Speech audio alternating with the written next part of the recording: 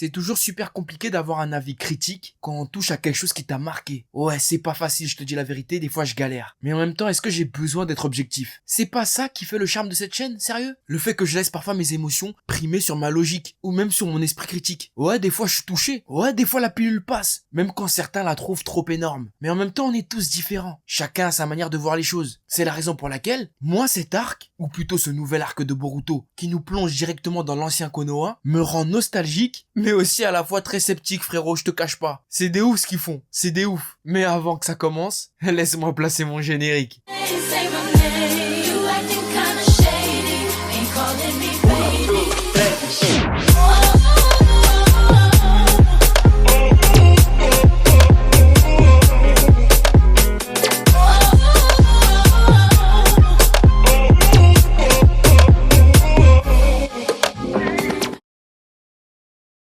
Les amis de YouTube là, faut aller sur YouTube là, vous allez là-bas, vous donnez l'amour, vous regardez les vidéos, faites les dons, comme ça après on va faire les Genkinama comme Son Goku. L'amour c'est important, hein. À bientôt.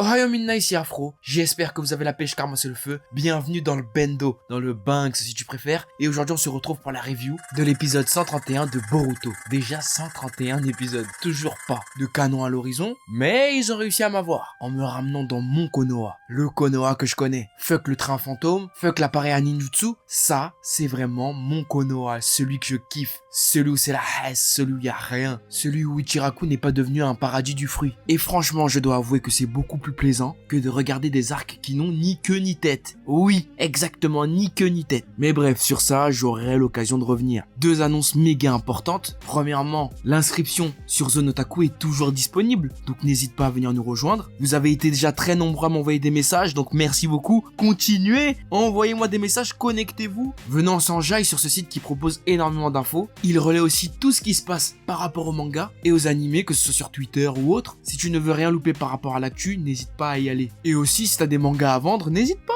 Va déposer ton annonce. Le site est fait pour ça. Créons une communauté solide. Tous les liens sont en description. N'hésite surtout pas à rejoindre Zone Otaku. Deuxième info, j'organise un concours incessamment sous peu. Ça va tomber là. Donc n'hésite pas à aller me rejoindre sur les réseaux sociaux, surtout Instagram et Twitter, parce que je vais l'annoncer là incessamment sous peu. Et je pense que vous allez kiffer. Enfin bref, parenthèse étant passée, passons maintenant si vous le voulez bien à la review de cet épisode 131 de Boruto, qui continue à nous narrer le voyage temporel d'Urashiki, Boruto et Sasuke dans l'ancien Konoha. Même si on y voit ici un prétexte pour gagner du temps afin de ne pas rattraper tout de suite le manga, sur le papier l'idée est bonne. Pourquoi? Parce que cela permet à Boruto de mieux encore comprendre les problématiques qu'a vécu Naruto à son époque. Un océan interminable sépare ces deux personnages qui l'un dans un premier temps était détesté de tout le village et quelques années plus tard après l'avoir sauvé est devenu leur héros numéro 1, celui que tout le monde adule. Et à cela on peut aller encore plus loin, oui, poussons le vice. Naruto nous répète durant tout le manga que son but est de devenir Hokage.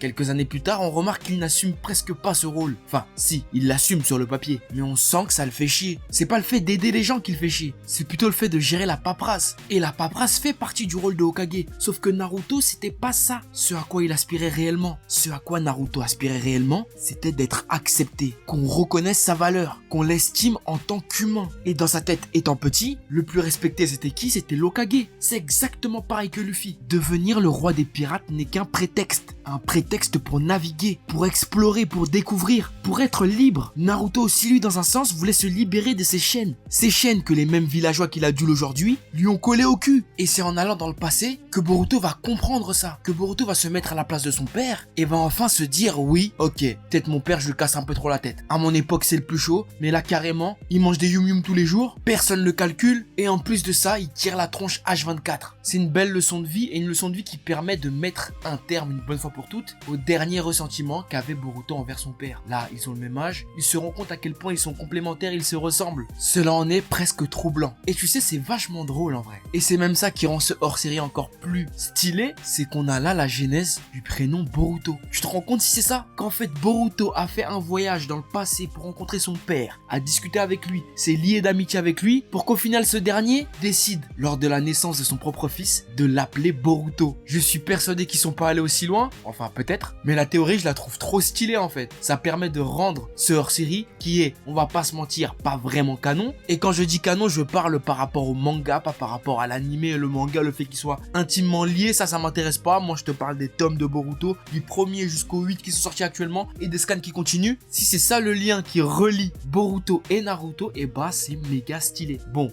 c'est pas 100% fiable, mais ça laisse un boulevard de possibilités. Vous connaissez ce proverbe qui dit « Regarde d'où tu viens pour mieux comprendre qui tu es ?» Et bah c'est exactement ce qu'est en train de vivre Boruto là actuellement. Naruto et Kurama ont pris du buzz. Rappelez-vous quand même que Kurama avait attaqué le village. Aujourd'hui il le protège grâce à Naruto. Il y a des poupées à son effigie, bref le temps a vraiment changé. Le fait que Boruto durant cet épisode ait vu qu'à l'époque Kurama était vraiment dangereux, lui fait comprendre que l'univers dans lequel vivait son père était beaucoup mais alors beaucoup plus hostile que son univers à lui. Univers où tout est rose, tout est charmant, tout est cool. Non, c'est pas comme ça ici. Là on a affaire à un petit peu qui n'a pas de parents, qui vit tout seul et en plus qui a un monstre en lui, qui doit subir des moqueries et des critiques quotidiennes tout en essayant de rattraper son meilleur pote qui a pété un câble et qui ne veut absolument plus entendre parler de lui. Mais le plus intéressant et encore le plus touchant dans cette histoire, c'est le comportement de Sasuke. Dans un premier temps, il a essayé de cacher à Boruto où il était durant toutes ces années, jusqu'à ce que ce dernier comprenne qu'il avait déserté. Ce voyage dans le passé n'est pas tant une épreuve uniquement destinée à Boruto, non,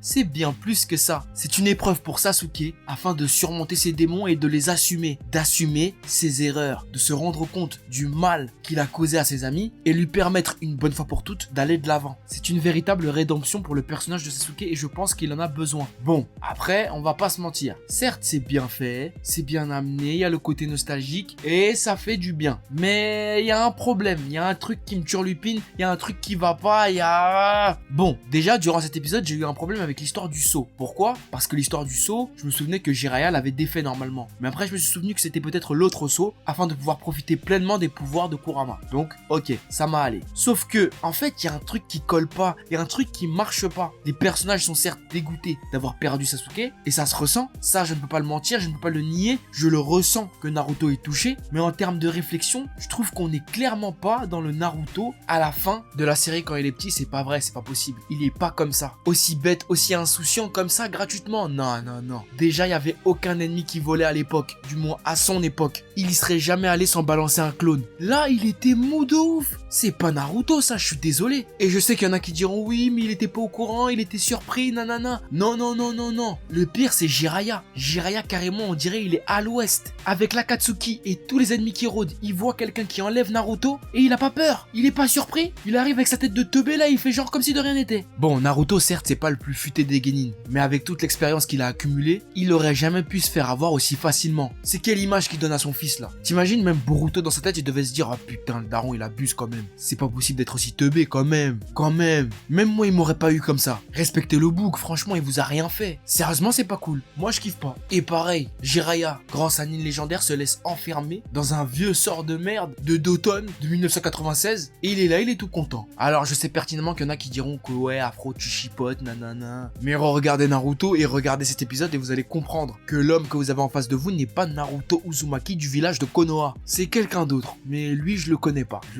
Pareil pour Jiraiya. Ok, c'est vrai, Jiraiya est un peu rêveur, un peu blagueur. Ok. Mais moi, ce qui me dérange vraiment, en fait, c'est surtout le contexte, en fait. C'est qu'on est là, après être parti chercher Sasuke, après avoir combattu Orochimaru, en sachant pertinemment que l'Akatsuki recherche Naruto. Il est pas en panique, il est pas en flip, il chill même. Non, c'est trop bizarre. Moi, je kiffe pas trop, je kiffe pas de ouf. Sans compter qu'en ce moment, les épisodes se ressemblent beaucoup. Un coup, on voit Urashiki, un coup, il part, après, il revient. Redécouvrir Konoha pour ceux qui ne l'ont pas connu, c'est cool. Mais ils auraient dû apporter un truc en plus. Là, j'ai pas été happé, j'ai pas été emporté par le scénar. Non, sans déconner, vraiment. Vous allez encore dire que ouais, t'es méchant avec Boruto, mais c'est la vérité. Je trouve ça trop léger en fait. Ou au moins, s'il cible une époque en particulier, respectez le personnage et mettez son attitude réelle de l'époque. Sa réelle mentalité. Naruto se serait fait avoir, mais pas aussi bêtement. Au début de la série, oui, mais pas à ce stade. Car on est face à un Naruto qui va faire sa transition pour devenir le Naruto que l'on voit dans Shippuden. Qui fait toujours des petites dingueries, mais beaucoup moins que le Naruto du début. Donc voilà, c'était juste ça mon problème. Et c'est entre autres ce que j'ai pensé de l'épisode. C'était bien parti, il y avait de l'idée, mais ça m'a sorti. Mais après, peut-être que je suis le seul. Et toi, frérot Serette, donne-moi ton avis. Qu'est-ce que tu as pensé de cet épisode? Est-ce que tu as trouvé Naruto et Jiraiya chelou? Est-ce que pour toi c'était normal? Qu'est-ce que tu penses de ce retour en arrière? Donne-moi ton avis dans les commentaires, réellement ça m'intéresse de savoir où tu te situes exactement dans tout ce ramassis de hors-série. Vraiment, j'ai hâte de te lire. Voilà, sur ce c'est la fin de cette vidéo, j'espère qu'elle t'aura plu. N'hésite pas à mettre un gros pouce bleu si tu l'as apprécié, abonne-toi à la chaîne et rejoins la famille frérot, c'est important. Suis-moi sur les réseaux sociaux, Facebook, Twitter et Instagram pour ne rien louper de l'actu de la chaîne. N'oublie pas que tu peux me soutenir gratuitement sur Utip en faisant un don ou en regardant des pubs et ça c'est totalement gratuit. Donc n'hésite même pas. Et quant à moi, je te dis à très vite sur cette chaîne pour de nouveaux contenus. Sayonara frérot.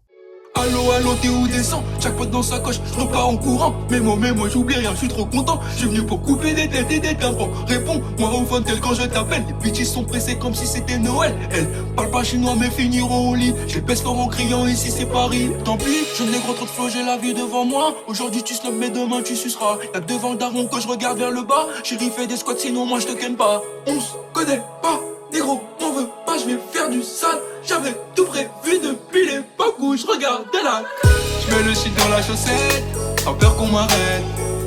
Je m'en bats les couilles des disquettes, je voudrais pas perpète. Je mets le shit dans la chaussette.